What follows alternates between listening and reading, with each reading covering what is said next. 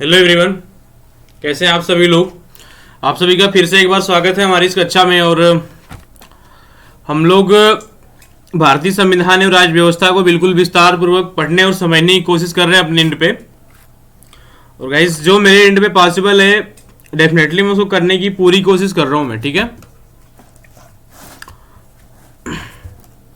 और हम लोग इस क्रम में हमारी स्टार्टिंग से जो कक्षाएं थी उसमें हम लोग कॉन्स्टिट्यूशन से रिलेटेड कुछ टर्म को हम देखे थे। फिर उसके बाद हम लोगों ने प्रस्तावना को बिल्कुल विस्तार से देखा था। फिर उसके बाद मौलिक अधिकार को भी बिल्कुल विस्तार से देखा था। मतलब उनके उन सारे पहलुओं पे डिस्कस किए थे जो हमारे प्रीलिम्स और मेंस के लिए ज़रूरी हैं, या जिन मुद्दों को टच करना भी ज़रूरी था हम उन सारे मुद्दों पे भी डिस्कस किए। जो भी रिलेटेड चीज़ें थी, मतलब जो भी रिलेवेंसी थी जिस चीज़ की, उस चीज़ पे बिल्कुल विस्तार से पढ़ने और समझने की कोशिश की हम लोग। और उसके बाद हम लोग कुछ क्वेश्चन को भी देखे, और प्रस्तावना से संबंधित क्वेश्चन और मौलिक अधिकार से संबंधित क्वेश्चन को भी देखे थे हम लोग। और हम लोग इस टाइम जो पढ़ रहे हैं वो इस टाइम कॉन्स्टिट्यूशन की फिलॉसफी पढ़ रहे हैं, मतलब संविधान का दर्शन पढ़ रहे हैं। और संविधान के दर्शन में जो संविधान का दर्शन है, मतलब संविधान की जो फिलॉसफी है ना, उसमें प्रियम्बल है, ठीक है, प्रियम्बल है, उसके बाद फंडामेंटल राइट है, फिर उसके बाद आज पढ़ेंगे, आज हम स्टार्ट करते हैं डीपीएसपी, मतलब directive principle of state policy. और उसके बाद है फंडामेंटल ड्यूटीज।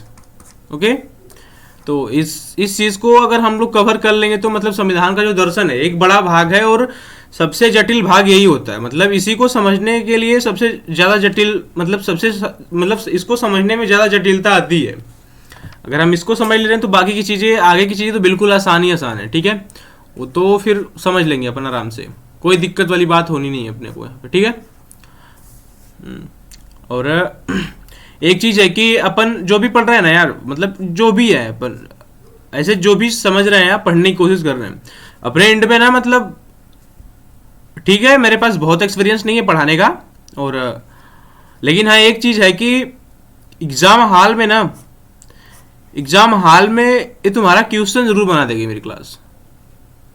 अगर तुम सही से ध्यान देके पढ़ रहे हो ना, चाहे कोई पढ़ रहा हो यार, मतलब कोई पढ़ रहा हो, अगर ध्यान देके अगर अपन पढ़ रहे हैं ना तो क्वेश्चन बनने ही बनने अपने। ऐसा नहीं क्वेश्चन नहीं बनने, क्वेश्चन आपके बनेंगे ही, इसमें कोई शक नहीं है। लेकिन हाँ, वही चीज है कि किसी चीज की सार्थकता तभी सुनिश्चित होती है जब हम उस चीज को पूरे ईमानदारी के साथ करते हैं, पूरी लॉयल्टी के साथ करते हैं, तभी उस चीज की सार्थकता निकल के आती है, चाहे कब आप किसी भी फील्ड में हो लाइफ के। और गाइस बिलीव मी, मैं जिस दिन से स्टार्ट किया हूं ना और आज तक हम लोग अभी मौलिक अधिकार को समाप्त कर चुके हैं और उससे संबंधित क्वेश्चन भी देख चुके हैं। बिलीव मी, जितना भी विस्तार से समझाने की कोशिश मैंने की है, शायद वो बेस्ट एक्सप्लेनेशन है। और आप इन्हीं चीज़ों को कोचिंग में ना, मतलब आप बहुत सारी फीस दे के पढ़ोगे, और यहाँ पे फ्री में पढ़ा रहा हूँ मैं। और मैं पढ़ाया था ना तो पहले दिन ही बताया था कि मैं पहली बार फ्री में पढ़ा रहा हूँ, और शायद लास्ट बार भी पढ़ा रहा हूँ फ्री में।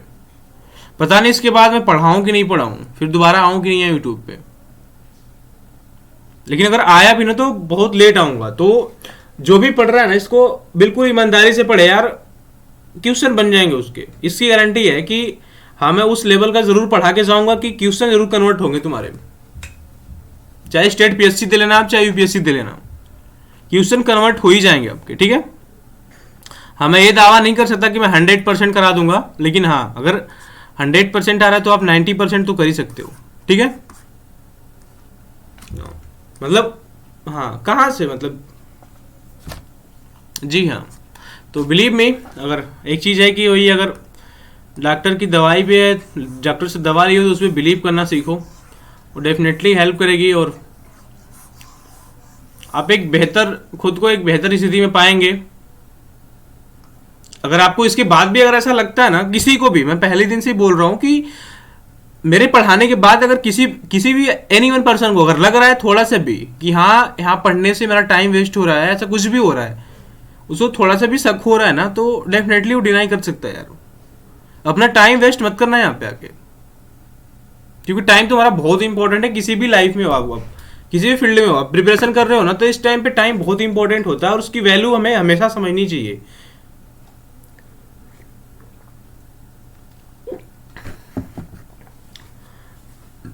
ठीक है, बट मैं अपना बेस्ट देने की जरूर कोशिश करूंगा कि मैं अपना 100% दे के पढ़ाऊंगा आपको, और मैं दे भी रहा हूं। और जो ध्यान से पढ़ेगा यार उसको उसका रिजल्ट बता देगा उसको खुद ही, और उसका एग्जाम हॉल, जिस दिन एग्जाम हॉल में जाएगा उसको उस दिन जरूर पता चलेगा कि हाँ अपनी क्लास की रिलेवेंसी थी क्या, थी कि नहीं थी। ठीक है, तो आज से हम लोग स्टार्ट करेंगे एक बेहद ही आकर्षक चैप्टर, एक अलग अध्याय, ठीक है, जिसमें हम लोग राज्य के नीति निदेशक तत्व को पढ़ेंगे। ठीक है, राज्य के नीति निदेशक तत्व।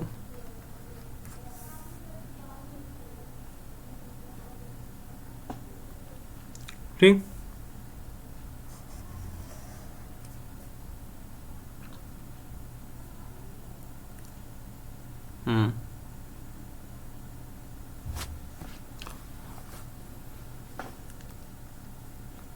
इसी के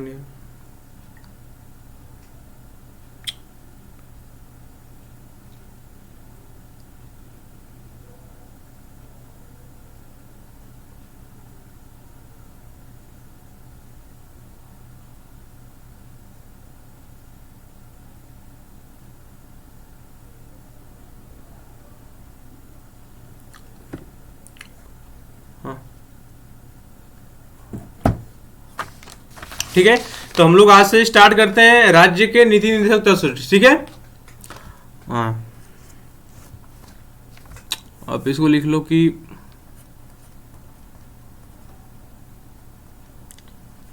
डायरेक्टिव प्रिंसिपल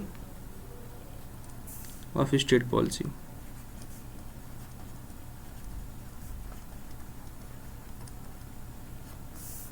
ठीक,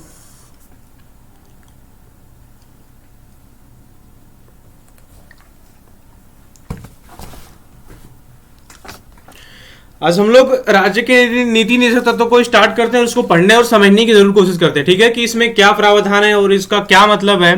तो सबसे पहले कि राज्य के जो नीति निदेशक तत्व है ना, जैसे कि जब हमारा संविधान बना था तो संविधान निर्माताओं ने मतलब अधिकार जो होते हैं ना, पहले सबसे पहले अधिकार कि जो अधिकार होते हैं वो कई प्रकार के अधिकार होते हैं। ठीक है, अधिकार में एक नागरिक अधिकार हो सकता है, ठीक है, कि नागरिक को यह अधिकार प्राप्त है। फिर उसके बाद सामाजिक अधिकार हो सकता है,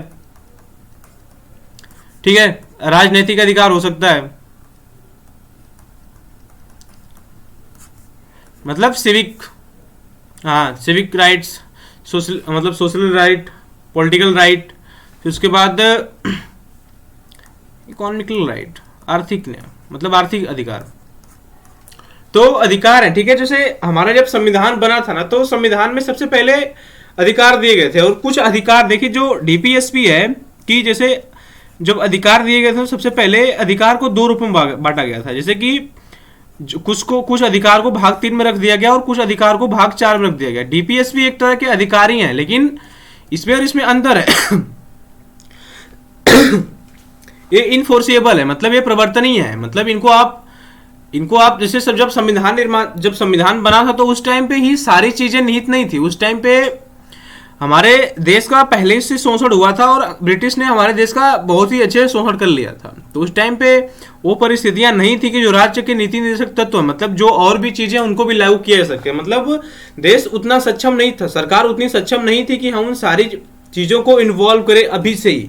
जैसे कि मौलिक अधिकार उसी टाइम से त्वरित मतलब उसी तुरंत ही लागू हो गया था, और जो अधिकार है मौलिक अधिकार में वो नागरिकों को तुरंत प्रदान कर दिए गए थे। लेकिन राज्य के नीति निदेशक तत्व में जो प्रावधान थे, जो भी अधिकार थे, उनको ये राज्य के लिए निर्देशकारी बना दिया गया। मतलब एक कल्याणकारी राज्य की अवधारणा प्रस्तुत करता है। राज्य के नीति निदेशक तत्व में राज्य की कल्याणकारी अवधारणा प्रस्तुत होती है, जिसमें कि वो सेम अधिकार, जैसे जो अधिकार उस टाइम पे नहीं दे सके, वो राज्य को निर्देश है कि आप इनको समय समय पे जब आप उसके सक्षम हो जाओ, जो मतलब जब आप उस लायक हो जाओ, जब आपके अंदर वो कैपेबिलिटी बिल्ड हो जाए, जब आप सक्षम हो जाओ, तो उन अधिकारों को आप लागू कर दो। और हम उसको देखते हैं जैसे कि राइट टू एजुकेशन, ये हमारा फंडामेंटल राइट नहीं था, ये हमारे मूल अधिकार में शामिल नहीं था, ये हमारे डीपीएसपी में शामिल है।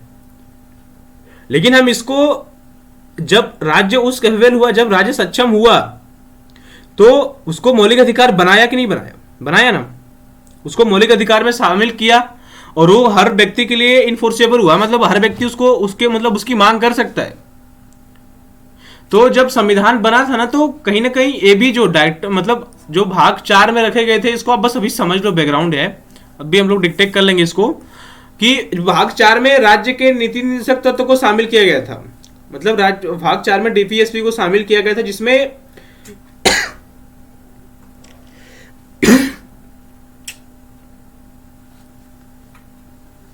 मतलब जब सरकार की क्षमता होगी तब उन सारे मतलब इनको लागू करेगी वो, मतलब इस तरह के अधिकार शामिल किए गए थे इसमें। ठीक है, हाँ जी। और जो मतलब सेम जिसे इसमें जो अधिकार शामिल किए गए थे भाग 3 में हम लोग देखे थे फंडामेंटल राइट में, कि अगर आपके किसी भी मौलिक अधिकार का हनन होता है तो आप डायरेक्टली सुप्रीम कोर्ट जाके आप उसको लागू करवा सकते हो। लेकिन यहाँ पे जो अधिकार है डीपीएसपी में ना, डीपीएसपी में जो भी है, जो भी प्रावधान है, आप वो अप्रवर्तनीय है। वो राज्य को एक निर्देश है, एक कल्याणकारी राज्य बनाने की अवधारणा प्रस्तुत की गई है कि राज्य इन चीजों को, जब उसके पास पर्याप्त संसाधन होंगे, पर्याप्त क्षमता होगी, तो उन चीजों को लागू करेगी राज्य। लेकिन वो राज्य के लिए बाध्यकारी नहीं होगा। हर व्यक्ति जाके कोर्ट में नहीं पहुंच सकता कि हाँ, जो राज्य के नीति निर्देशक तत्व में जो प्रावधान है उसको राज्य लागू कर रहा है कि नहीं कर रहा है। राज्य के पास जब क्षमता होगी, जब उसके पास कैपेबिलिटी होगी, जब राज्य उतना सक्षम होगा, तो उन सारी चीजों को लागू कर देगा राज्य। उसको हम समय समय पे देख चुके हैं। ठीक, हाँ जी।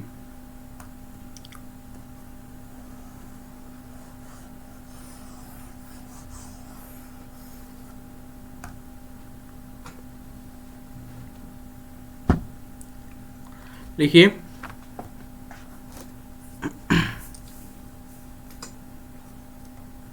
ये संविधान, एक सेकंड लैपटॉप पर पीछे करना,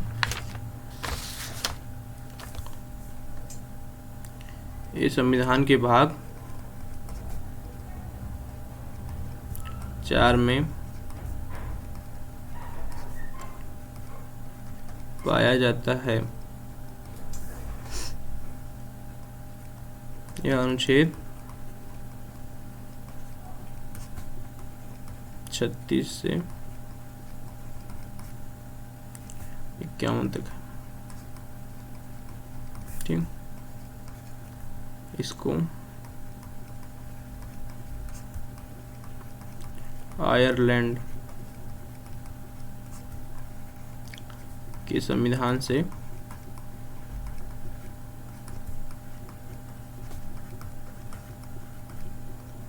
लिया गया है। ठीक,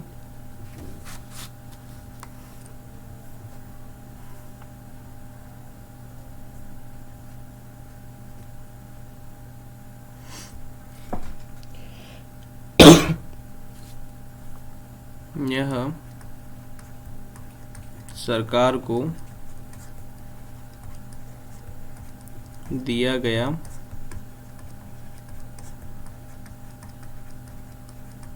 संवैधानिक निर्देश है।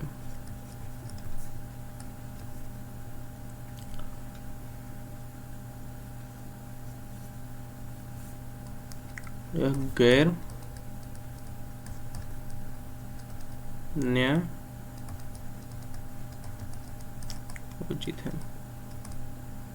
ठीक, लिखो कि इसमें एक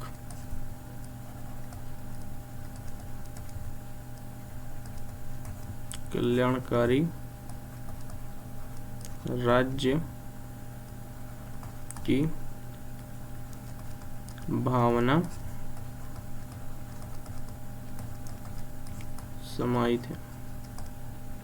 ठीक, मतलब कि जो राज्य के नीति निर्देशक तत्व है, मतलब directive principle of state policy में जो है कि जो ये संविधान के भाग 4 में पाया जाता है, और इसका ये आर्टिकल 36 से लेके 51 तक सम्मिलित है। ठीक, आर्टिकल 35 तक तो हम लोग मौलिक अधिकार को ही देखे थे, और इसको जो है ना आयरलैंड से लिया गया, मतलब भारत जो लिया गया, मतलब भारत ने जो लिया है ना इसको, भारत इसको आयरलैंड से ग्रहण लिया है। और आयरलैंड पूछा, आयरलैंड के संविधान से लिया गया। और आयरलैंड कहां से लिया है? आयरलैंड इसको स्पेन से लिया है। ठीक, तो मतलब इसको आयरलैंड के संविधान से लिया गया। ये सरकार को, मतलब कि जो राज्य के नीति निदेशक तत्व है ना, ये सरकार को दिया गया एक संवैधानिक निर्देश है। मतलब संवैधानिक निर्देश है कि आप इन सारी चीजों का, मतलब इन सारी चीजों का पालन करें अगर आपके अंदर क्षमता हो जाए तो। और ये गैर न्यायोचित है, मतलब आप इसको कोर्ट में जाके लागू नहीं करवा सकते। ये राज्य के लिए बाध्यकारी नहीं है कि आप इसको बाध्यकारी बना के लागू करवाओ, जी नहीं, ऐसा कुछ भी नहीं है। और इसमें एक कल्याणकारी राज्य की भावना झलकती है, मतलब इसमें एक कल्याणकारी राज्य की भावना समाहित है कि राज्य हर व्यक्ति का, जो व्यक्ति, मतलब हर व्यक्ति का कल्याण करेगा। हाँ जी, इसको, इसमें बहुत सारी चीजें हैं और उसको हम देखते हैं ना, मतलब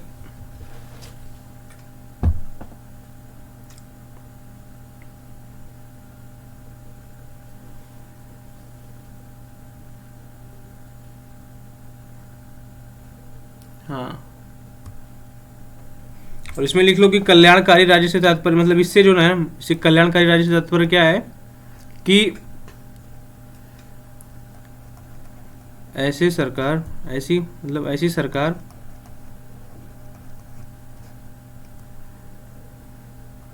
जो जनता के सभी वर्गों, विशेषकर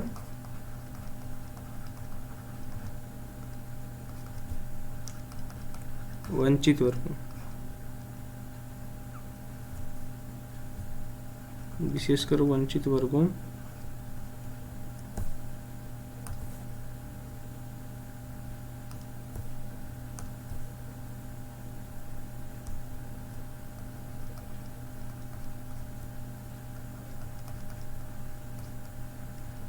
का कल्याण करे। ठीक है, मतलब कल्याणकारी राज्य से ही है, मतलब कल्याणकारी राज्य से जो तात्पर्य है कि ऐसी सरकार जो जनता के सभी वर्गों, मतलब सभी वर्गों का कल्याण करे, विशेषकर वंचित वर्गों, वंचित और शोषित वर्गों का कल्याण करे। ठीक,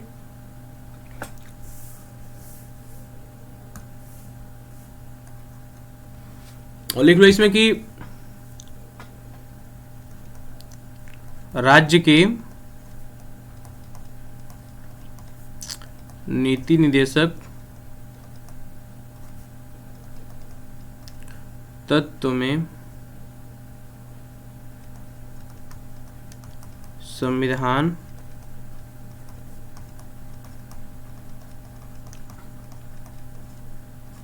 निर्माताओं द्वारा राज्य को दिए गए सकारात्मक निर्देश हैं, जिनका पालन नीति निर्माण के तहत किया जाना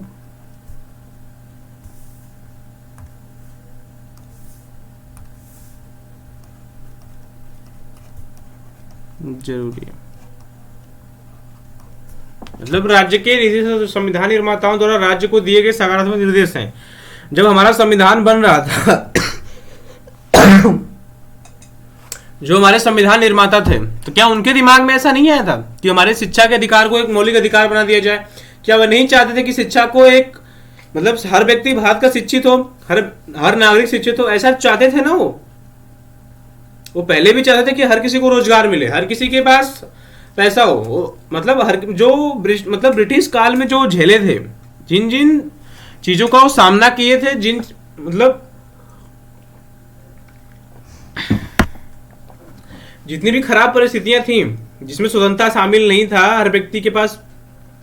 हर व्यक्ति आर्थिक रूप से सशक्त तो नहीं था, हर किसी को एक समान नजरिए से नहीं देखा जाता था, उन तमाम प्रावधानों को जो वे शामिल कर सकते थे, जो तुरंत लागू कर सकते थे, उसको वो मौलिक अधिकार में शामिल कर दिए। लेकिन जिस लिहाज से, जिस तरह वो सक्षम नहीं थे, मतलब जिस लिहाज से वो सक्षम नहीं थे, जब उनके पास कैपेबिलिटी नहीं थी, तो उन चीजों को वो राज्य के नीति निर्देशक तत्व में शामिल कर दिए गए। और संविधान निर्माता राज्य को ये निर्देश दिए, मतलब राज्य को ये सकारात्मक निर्देश दिए कि वो जो राज्य के नीति निर्देशक तत्व में जिन तत्वों का समावेश किया गया है, जिन चीजों को शामिल किया गया, राज्य इसको भविष्य में लागू करे। और जिस तरह राज्य सक्षम होगा वो इन चीजों को लागू करता जाएगा। ठीक,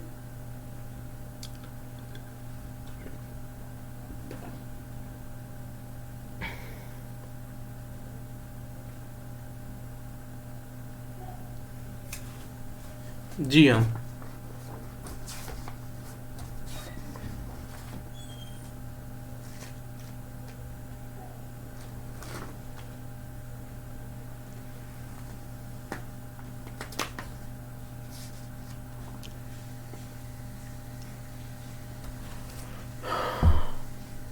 ठीक है,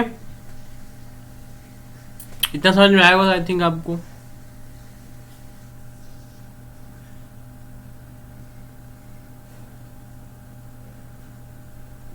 लिख लो यहाँ पे कि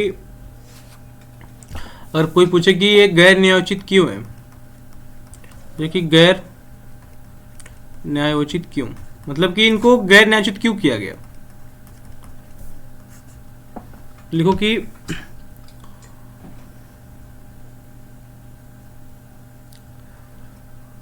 कि परिस्थितियों के अनुसार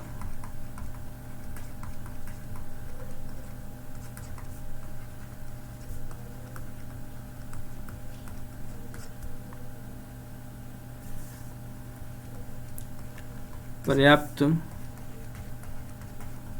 वित्तीय संसाधन का अभाव होता है। ठीक, क्योंकि भारत में विविधता एवं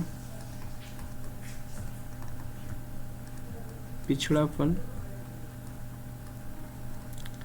ज्यादा है।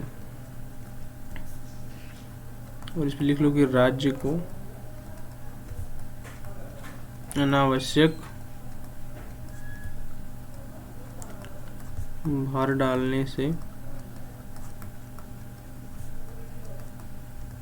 बचाना। ठीक, जैसे कि जब हमारा संविधान बना था तो उस समय की जो परिस्थिति थी, मतलब परिस्थितियों के अनुसार पर्याप्त उस टाइम पे वित्तीय संसाधन हमारे पास नहीं थे। उस टाइम मतलब उसके अकॉर्डिंग हमारे पास पैसा बहुत ज्यादा नहीं था। हमारी जो कृषि की स्थिति थी, हमें मतलब जो हमारी कृषि थी ना बिल्कुल फॉल डाउन थी, मतलब कृषि जो थी हमारी ऐसे थी। ठीक है, उद्योग हमारे गिरे हुए थे, मतलब हमारे पास औद्योगिक इकाई भी बहुत शामिल नहीं थी। हमारी कृषि की व्यवस्था, मतलब हमारी जो कृषि थी वो भी बिल्कुल लड़खड़ाई हुई थी, और उद्योग भी हमारे उतने विकसित नहीं थे। अभी उद्योग हमारे बिल्कुल विकसित नहीं थे उस टाइम पे, तो हमारे पास वित्तीय संसाधन का अभाव था उस टाइम पे। तो हम इसको न्यायोचित बना के, इसको इन्फोर्सेबल बना के हम राज्य पे अनावश्यक भार डालते, और राज्य इसको लागू नहीं कर सकता, क्योंकि राज्य कोई व्यक्ति हो, जैसे कि एट द एग्जाम्पल लो कि अगर कोई व्यक्ति है कि यहाँ पे, जैसे कि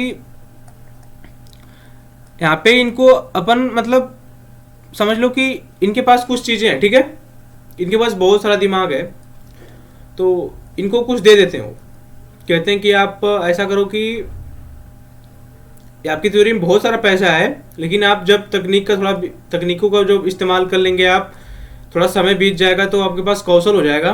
तो इनके पास बहुत सारे पैसे, इनके पास जो कुछ पैसे हैं, कुछ चीजें हैं, जो विचार हैं, कुछ पैसे हैं, इनको दे देते हैं, 100 रुपये दे देते हैं इनको, कहते हैं कि लीजिए आप, और अभी आप इतना विकास कर लीजिए, क्योंकि इनके पास 100 रुपये ही है। ठीक है, मतलब एक व्यक्ति है कोई यहाँ पे, इनके पास अभी 100 रुपये हैं, और अब तो इनको कुछ लोग हैं बोलते हैं कि आप अभी 100 रुपये का ही विकास कर लो। लेकिन जैसे ही आपके पास पैसे होंगे, जैसे ही आपके पास 5 लाख हो जाएंगे, जैसे आपके पास मतलब 5,000 हो जाएंगे, तो आप यहाँ पे बहुत ज़्यादा विकास कर देना। अभी आपके पास 100 रुपये, अभी थोड़ा विकास कर लो आप, लेकिन जैसे जैसे आपके पास पैसे होते जाएंगे आप पैसे से विकास करते जाना, ठीक है। यही सेम चीज़ है यहीं पे।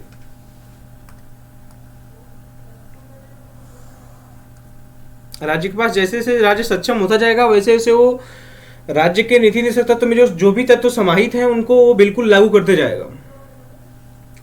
जी हाँ।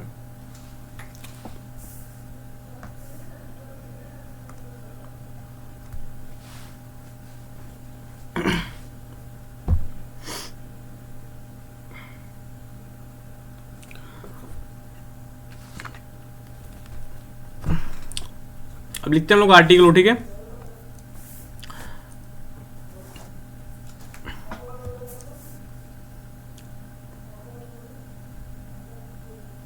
इसको जो है ना कि राज्य के नीति निषेध तत्व को हम लोग इसमें देखते हैं कि 3 विचारधारा समाहित होती है इसमें, 3 विचारधाराओं का समावेश होता है इसमें, ठीक है। इसमें पहली जो विचारधारा है, जो राज्य के नीति निषेध तत्व है ना, जो डीपीएसपी है, डायरेक्टिव पॉलिसी ऑफ, मतलब डायरेक्टिव स्टेट पॉलिसी ऑफ, मतलब तो उसमें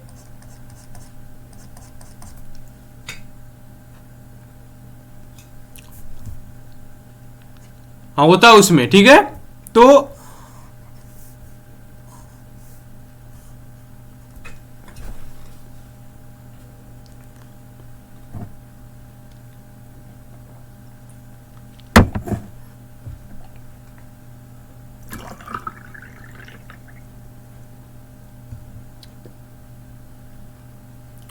देखिए इसमें जो डीपीएसपी है ना, डीपीएसपी में 3 विचारधारा शामिल है, ठीक है। मतलब directive principle of state policy में 3 विचारधारा शामिल है, जिसमें पहली विचारधारा मतलब इसमें 3 विचारधाराओं का समावेश है।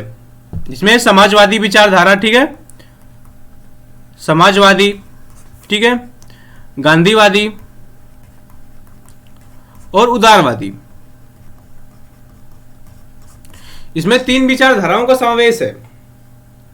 जो directive principle of state policy है, मतलब कि जो कि राज्य के नीति निर्देशक तत्व हैं, इसमें 3 विचारधाराओं का समावेश है और इसमें 3 विचारधाराएं शामिल हैं, ठीक है।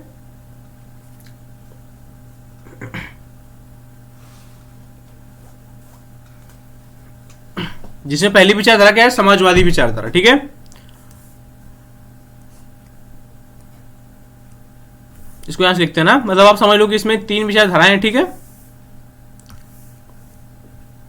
तो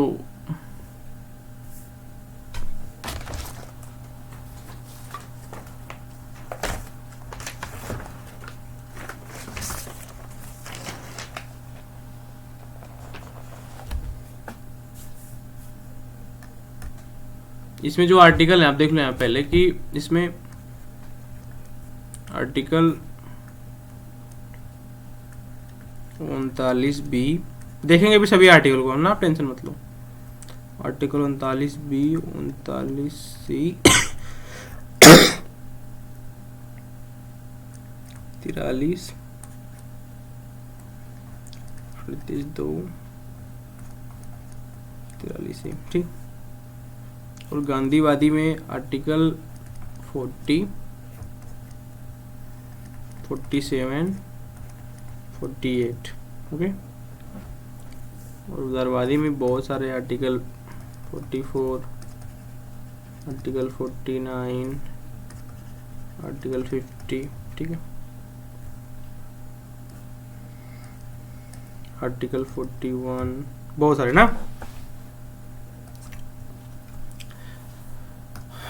देखते हैं इसको 1 by 1 ना, पहले की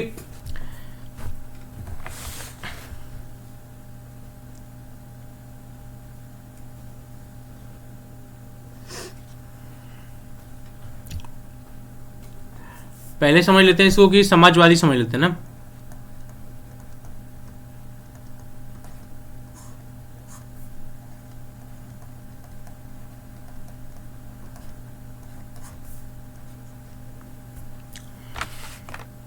ये कि समाजवाद, गाइस इसमें एक लाइन और आर्टिकल ना यार कि जो राज्य के मतलब जो डीपीएसपी है ना, ये सामाजिक, इस सामाजिक व आर्थिक न्याय सुनिश्चित करते हैं।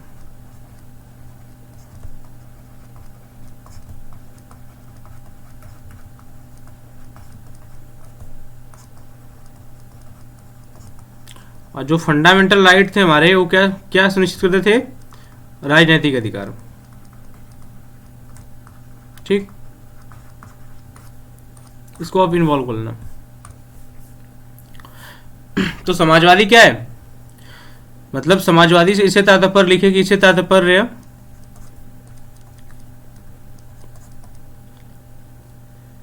या ये लिखो, यहां लिख लो कि यह एक आर्थिक व सामाजिक दर्शन है।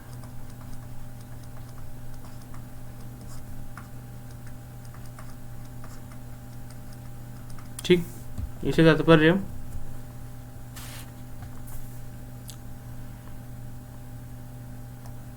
धन और धन संपत्ति का स्वामित्व और वितरण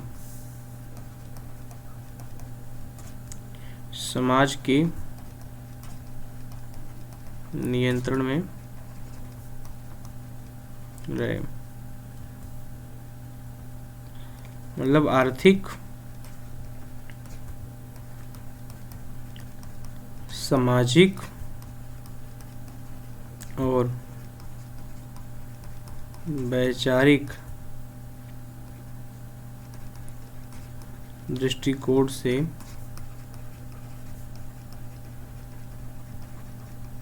समाजवाद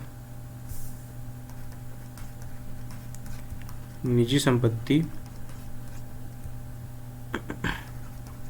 पर आधारित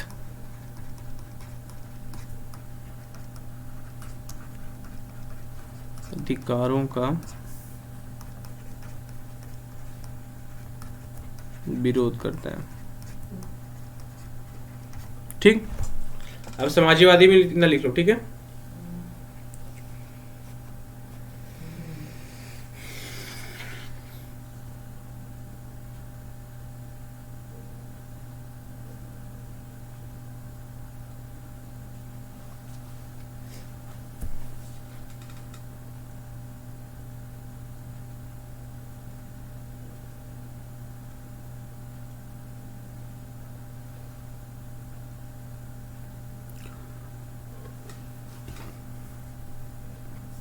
और इसी संबंधित हम लोग आर्टिकल देखते हैं हम ना, इस समाजवादी के परिप्रेक्ष्य में देख रहे हैं हम लोग अभी। ठीक है,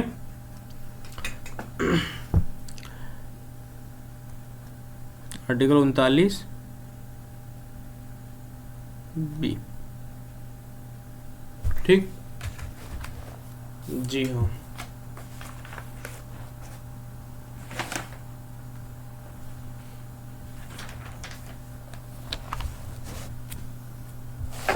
इसमें क्या है कि देश के संसाधनों का जनहित में प्रयोग करना। ठीक, जी हाँ, मतलब कि देश के जो संसाधन है, मतलब देश के जितने भी संसाधन, उनको किस में प्रयोग करना? उसको जनहित में प्रयोग करना। मतलब देश के संसाधनों को, मतलब देश के जितने भी संसाधन होंगे उनको जनता के हित में प्रयोग करना। इस समाजवादी परिप्रेक्ष्य दिखाता है कि जो स्वामित्व होगा मतलब जो स्वामित्व होगा वो जनता के हित में होगा। ठीक है, मतलब जनता उसको डिसाइड करेगी कि हाँ ये देश के हित में है। मतलब जो संसाधन होंगे वो देश के हित में होने चाहिए।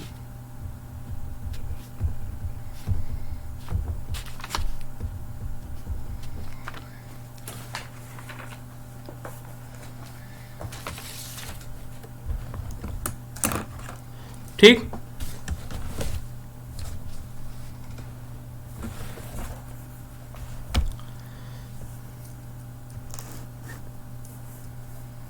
और देख लो कि यहाँ पे 38(2) आय की असमानता को कम करने का प्रयास।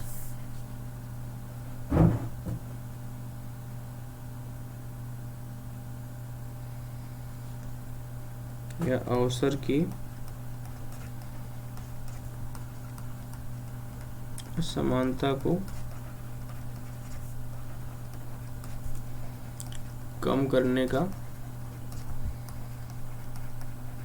प्रयास।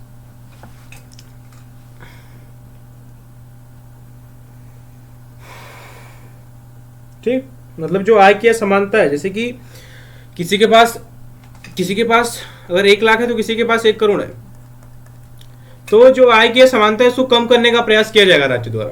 जो अवसर की असमानता है, किसी व्यक्ति को अवसर की ज्यादा समानता है तो किसी को कम है, तो जो अवसर की असमानता है उसको भी कम करने का प्रयास किया जाएगा राज्य के द्वारा।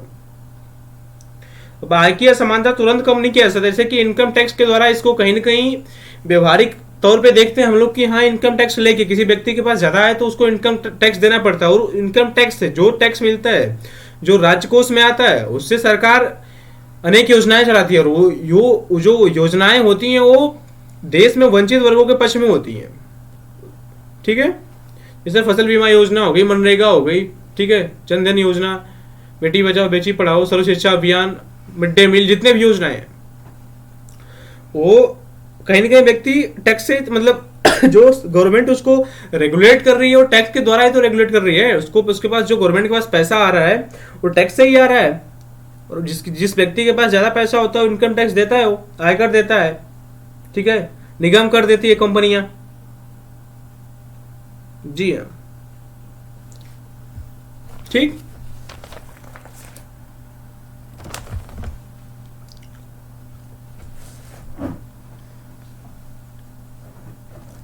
और यहाँ पे आप देख लो आर्टिकल 43। ठीक,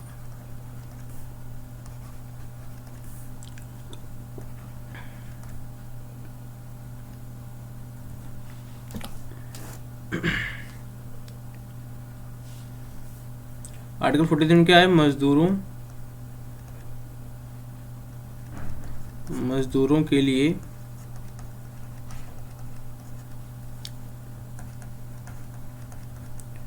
निर्वाह मजदूरी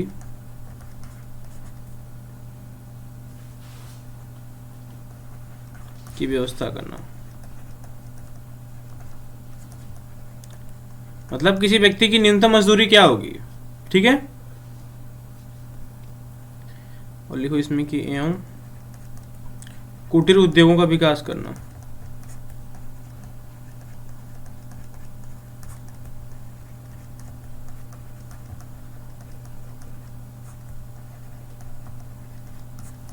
ठीक, और इसमें एक लिख लो आर्टिकल 43A,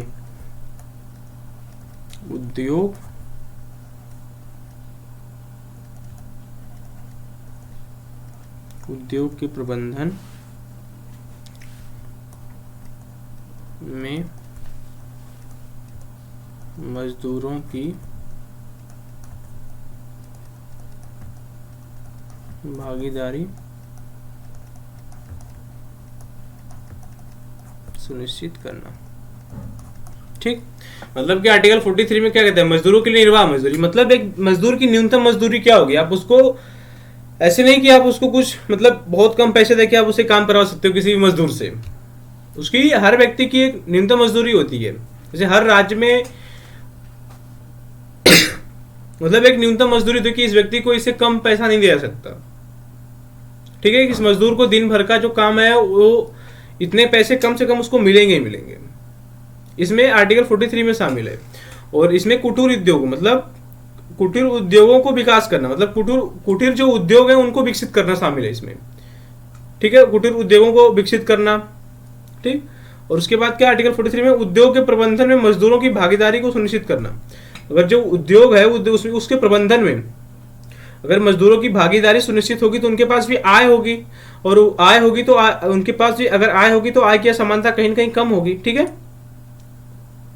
जी हाँ। और जो डेपी मतलब समाजवाद में डीपीएसपी का प्रभाव है ना, मतलब नेहरू का जो प्रशासन था, नेहरू की जो सरकार थी, नेहरू गवर्नमेंट में डीपीएसपी को लेकर बहुत ही संवेदनशील रही है।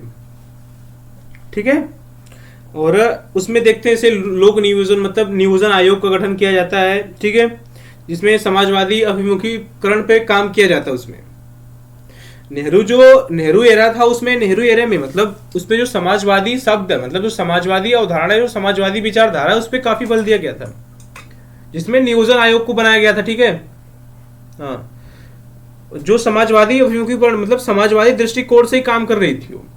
और नियोजन आयोग के द्वारा मतलब लोक क्षेत्रक पे, मतलब नेहरू युग में लोक क्षेत्रक पे ज्यादा बल दिया था, न कि निजी क्षेत्र पे। वर्तमान परिस्थितियां अलग हैं उस टाइम से। आज का दौर निजीकरण का दौर है, और आज निजीकरण हमेशा हावी होता जा रहा है, लेकिन उस टाइम पे समाजवादी विचारधारा प्रबल थी, और उस टाइम पे लोक नियोजन पे बल दिया जाता था। ठीक है, तो अर्थव्यवस्था के क्षेत्र में राज्य की मतलब अलग अलग भूमिका होती थी। 1950 या 1960 के दशक में, 1970 के दशक में निजीकरण पर बल नहीं दिया गया था। मतलब 1950 की बात करें आप, 1960 या 1970 तक की बात कर लो, कि वहां तक या 1980 तक निजीकरण पे बल नहीं दिया गया था। उस टाइम पे समाजवाद पे ही बल दिया जाता था। ठीक है, जैसे कि समाजवादी परिप्रेक्ष्य से सामाजिक कल्याण की नीतियों पे बल दिया जाता था उस टाइम पे। हाँ जी, अब थोड़ा सा लिखना चाहो तो लिख लो इसमें कि नेहरू प्रशासन में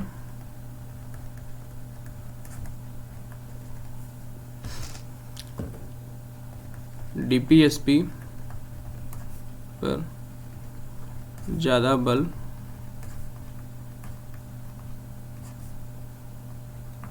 दिया गया।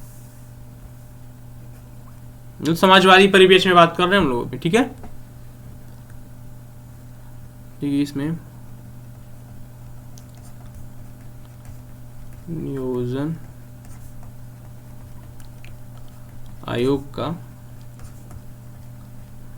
गठन किया गया, जो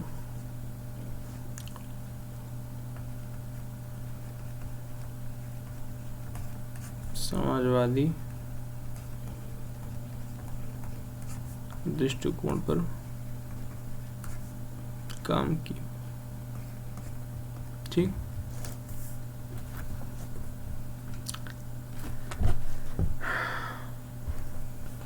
लिख लो कि इसमें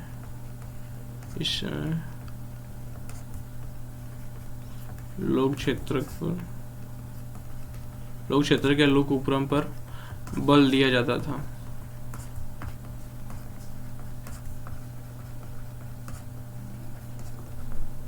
ठीक,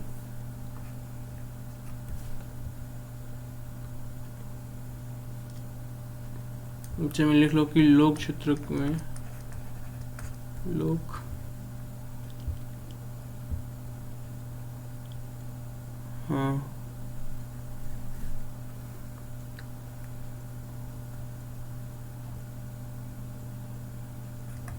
या समाज लिख लो यहाँ पे, लोक समाज कल्याण के लिए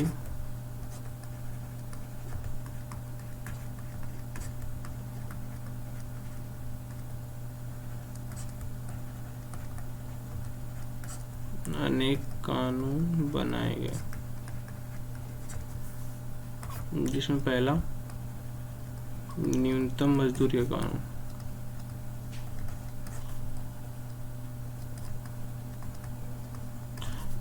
औद्योगिक विवाद का कानून,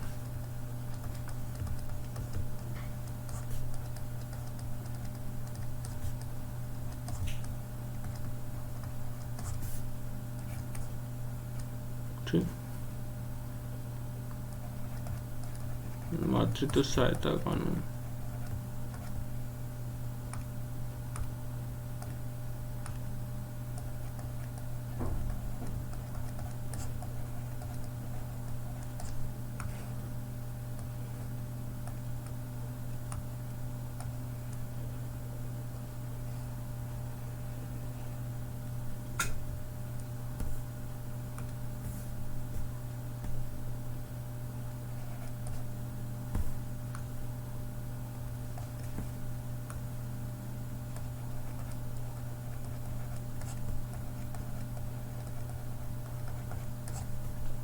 ठीक।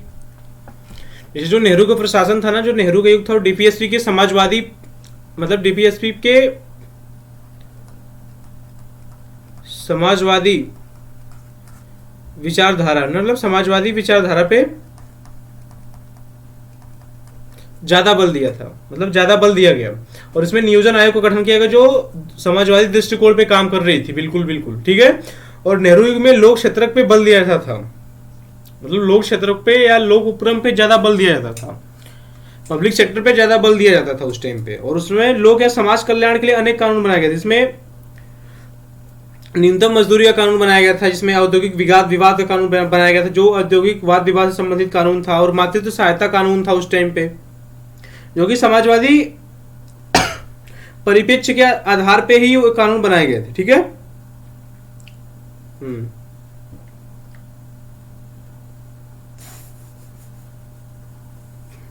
जी हाँ।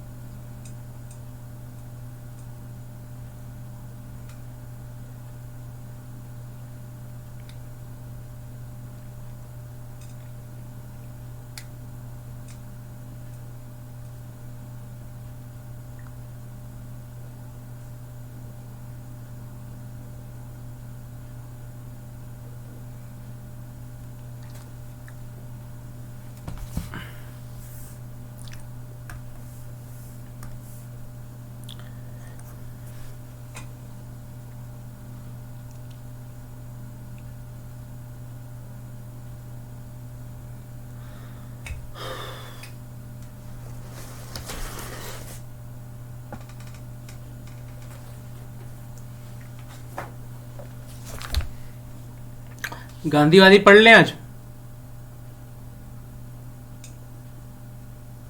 इसको देख लेते ना सबसे पहले तो। इसको छोड़ो, गांधीवादी कल देखेंगे, और गांधीवादी और उदारवादी कल देख लेंगे अपन।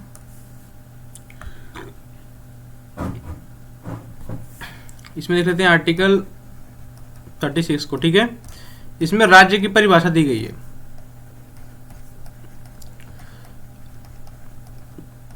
जैसे हम लोग आर्टिकल 12 में राज्य की परिभाषा पढ़े थे ना, सेम वही है, ठीक है। और राज्य की परिभाषा में बस कार्यपालिका और विधायिका शामिल होता है, ठीक है। कार्यपालिका व विधायिका, ठीक है। न्यायपालिका इसमें शामिल नहीं होती है।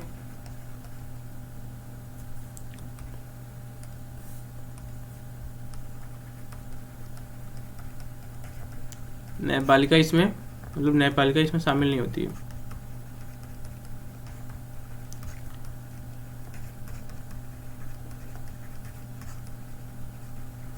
ओके। और इसमें चाहे तो मतलब संघ की सरकार हो, ठीक है, या प्रांत की हो, या वही स्थानीय स्तर पे हो, प्रत्येक राज्य के अंतर्गत ही आएगा। मतलब आर्टिकल जैसे 12 हम लोग पढ़े थे सेम वही है, ठीक है। इसमें बहुत लंबी क्लास है, अब इसको देख लेना। अगर उसको आप उसको अच्छे से समझे हो तो आराम से चीजें बिल्कुल क्रिस्टल क्लियर हो जाएंगी, ठीक है। कि आर्टिकल 36 में राज्य की परिभाषा दी गई है, और सेम आर्टिकल जैसे 12 में पढ़े थे वही है, जिसमें कि कार्यपालिका विधायकों को शामिल किया गया है। संघ प्रांत या स्थानीय स्तर पे जितने भी सरकारी होंगे, मतलब जितने भी स्तर के उस, मतलब जो भी सरकार से रिलेटेड होगा उस सरकारी तंत्र से, मतलब जो सरकार, उसमें सरकार में लेकिन ये न्यायपालिका शामिल नहीं होगी, ठीक है। इसको अलग किया गया इससे। हाँ, चाहे वो संघ की सरकार, केंद्र की सरकार हो, प्रांत की हो, स्थानीय सरकार हो, वो राज्य के अंतर्गत ही शामिल है। तो आर्टिकल 36 से ही समझ ले कि राज्य में राज्य की परिभाषा दी गई है, ठीक है। और आर्टिकल 37 में कि इसमें ये लिखा गया है कि राज्य के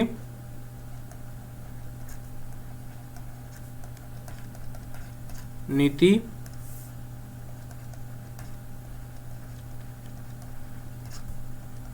निश्चित तत्व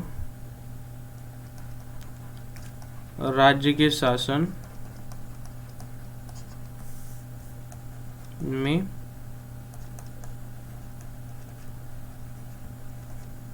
मूलभूत हैं, लेकिन वे गैर न्यायोचित हैं। यह आदर्शवाद एवं व्यवहारिक पहलू को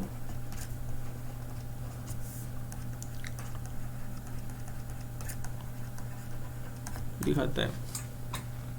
ठीक है, मतलब जो राज्य के निजी तत्व है शासन में मूलभूत है, मतलब शासन में बिल्कुल समाहित है, लेकिन वो गैर न्यायोचित है। मतलब इसको आप लागू करवाने के लिए राज्य को बाध्यकारी नहीं बना सकते हो आप।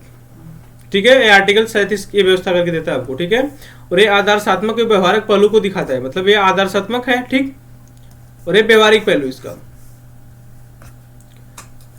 जी हाँ, मतलब ये आदर्श को भी दिखाता है और व्यवहार को भी दिखाता है। मतलब जो आदर्शात्मक पहलू, जो सैद्धांतिक पहलू, उसको भी दिखा रहा है, और जो व्यवहारिक पहलू उसको भी दिखा रहा है।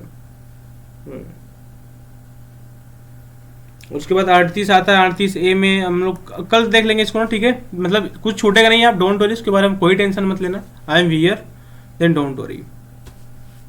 ओके, अगर मैं यहाँ बैठा हूं तो आप टेंशन मत लेना इस चीज से रिलेटेड। ठीक है, बाकी मुझे थोड़ी बात कुछ छूटेगा नहीं है, कुछ भी नहीं छूटेगा। मतलब जो चीजें हो सकता है मुझसे मिसिंग हो जाए यार, ऐसा नहीं है, मुझसे मिसिंग कुछ बहुत कुछ हो सकता है, लेकिन मैं उनको जरूर कल उसको जरूर मॉडिफाई करके, मतलब उन चीजों को जरूर फिर से बता दूंगा मैं। लेकिन कुछ छूटेगा नहीं, इतना ये तो कंफर्म है। अब 38 से ए भी लिख दिया हो तो इसमें लिख लो कि सामाजिक, आर्थिक और राजनीतिक न्याय से परिपूर्ण व्यवस्था स्थापित करना।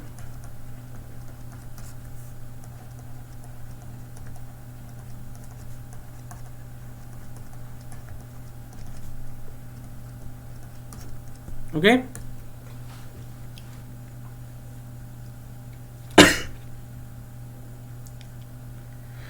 इसमें जो सामाजिक, आर्थिक और राजनीतिक न्याय से परिपूर्ण, मतलब सामाजिक हो, आर्थिक और राजनीतिक न्याय से परिपूर्ण व्यवस्था को स्थापित करना, इसमें 38A के तहत ये प्रावधान किया गया। ठीक है,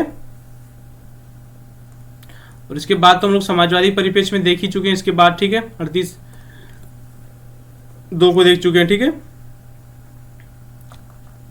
तो अब सारी चीजों का टेंशन छोड़ो, और कल देखते हैं अपन, जो छूटा रहेगा मैं डेफिनेटली कल उसको कवर करूंगा। और कल हम लोग गांधीज्म और लिबरलिज्म, मतलब कल हम लोग गांधीवादी और उदारवादी विचारधारा से संबंधित या उससे संबंधित प्रावधान को देख लेंगे। ठीक है, और जो चीजें आज मिसिंग रह गई होंगी मैं कल देख लूंगा, तो उनको भी मैं ऐड कर दूंगा। ठीक है, तो थैंक यू सो मच। ठीक है, बड़ा सिद्धांत है मेरा आश्रम में। ठीक है, bye bye, good night guys, bye bye, जय हिंद।